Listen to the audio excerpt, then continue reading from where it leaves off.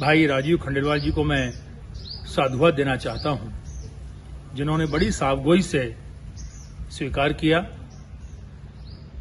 माननीय कैलाश विजयवर्गीय जी को और माननीय प्रभुराम चौधरी जी को पत्र लिखकर ये कहा कि देवास में हालात बद से बदतर हो चुके हैं। निश्चित रूप से देवास के एक ऐसे जनप्रतिनिधि है राजीव खंडेलवाल जी, जिन्होंने इस बात को स्वीकार किया है और ऐसे में हमारे जो जिम्मेदार जनप्रतिनिधि हैं वो चुप हैं।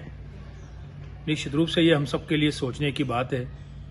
मैं मानता हूं राजीव भाई, आपके लिखने के बाद भी 10 दिन बीत जाने के बाद भी अभी तक शासन प्रशासन ने कोई ऐसी व्यवस्था नहीं की है कि जिससे हम हमारे नागरिकों को हम सुविधाएं उपलब्ध करा पाएं। कोरोना महामारी देवास ही नहीं अपितु आसपास के कई शहरों में भी निश्चित रूप से फैली हुई है, परंतु हम अपने देवास के अपने साथियों की कोई मदद नहीं कर पा रहे। हम चाह के भी न बेड, न ऑक्सीजन, न रेमडेसिविर इंजेक्शन कुछ भी उपलब्ध नहीं करा पा रहे हैं। ये हमारा दुर्भाग्य है। हम सब मिलकर लाख प्रयास कर रहे हैं, परंतु हमें सफलता हाथ नहीं लग रही है।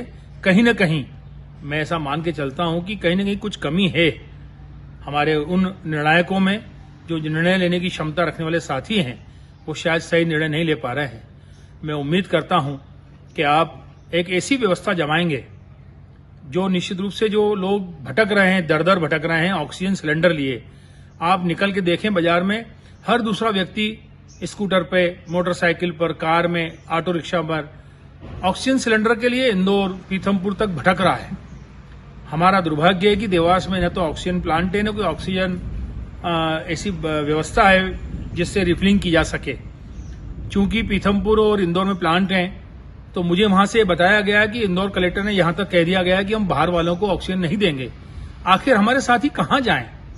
आप मान के देखिए, सोच के देखिए राजू भाई, क्या परिस्थितियां रहती है जिसके परिवार में कोई व्यक्ति एडमिट हो हॉस्पिटल में या घर पे उपचाररत हो, एक व्यक्ति लगातार एक ऑक्सीजन के सिलेंडर की रिफिलिंग के लिए भटकता रहता है, रात रात भर लाइन में लगता है। कोसता होगा हमारी व्यवस्थाओं को, हम नेताओं को गालियां पड़ती होगी। ठीक है, हमारी विचारधारा, आपकी हमारी विचारधारा अलग अलग हो सकती है, परंतु इस समय हम सबको मिलकर काम करने की आवश्यकता है। मैं उच्च अधिकारियों से मिला था, इस संबंध में चर्चा भी की थी, परंतु उन्होंने इस ओर अभी तक ध्यान नहीं दिया है। मैं मान के चलता हूं कि कांग्रेस की सरकार होती तो निश्चित रूप से मैं वादा करता था कि मैं ये काम निश्चित रूप से करवा के दिखा देता।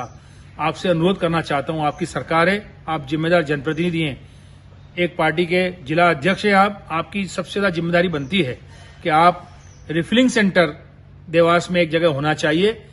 मैं कहता हूं कि कहीं से भी वो सिलेंडर लेके आएं, कीमत की कोई बात नहीं है। अगर 500 की जगह 800 भी वो लेंगे, सशुल्क लें आप। हमारे देवास के नागरिकों ने कभी रेट के लिए बात नहीं की कि जो 300 का सिलेंडर 500 मिलता है या 800 मिलता है, परंतु जो त्रास मिलता है, उनको जो मेंटली हम हरासमेंट कर रहे हैं, वो ठीक नहीं है। मैं चाहता हूं, चाहे तो आप भारतीय जनता पार्टी कार्यालय से भी देना चालू कर दें, मुझे उसमें भी कोई आपत्ति नहीं है, कांग्रेस को कोई आपत्ति नहीं है। देवास के हमारे साथियों को रिफिलिंग किया हुआ सिलेंडर, भरा हुआ सिलेंडर मिलना चाहिए तत्काल, ताकि वो अपने परिजनों की रक्षा कर सके। मैं आपसे हाथ जोड़ के विनती करता हूं, यह व्यवस्था शीघ्र लागू कराएं। आपका बहुत बहुत एहसान होगा इस देवास की जनता पर। बहुत बहुत धन्यवाद।